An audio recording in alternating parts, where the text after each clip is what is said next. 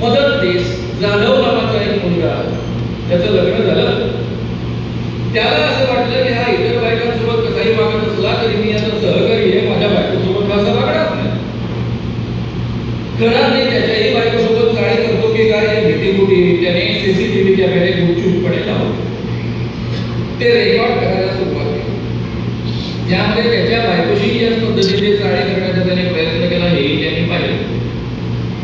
आणि दुसऱ्या एका पैसेवाल्या स्त्रीला ब्लॅकमेल करण्यासाठी म्हणून त्याचा वापर करायला त्यांनी सुरुवात केली. त्याच्या विरुद्ध पोलिसांमध्ये तक्रार दाखल झाली.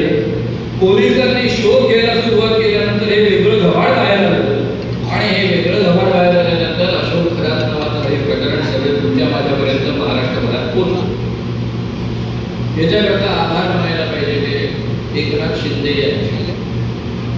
कारण हा बाबा जर एकनाथ शिंदे यांचा बाबा नसता, दीपक केसरकरांपासून एक मंत्री त्याच्या पायावर डोकं ठेवायला गेले नसते, रुपाली चाकणकरांसारखी अजितदादांच्या गटातली बाई या बाबाची मिसिंग बघत नसते, तर कदाचित हा बाबा कधीच एक्सपोज झाला नसता.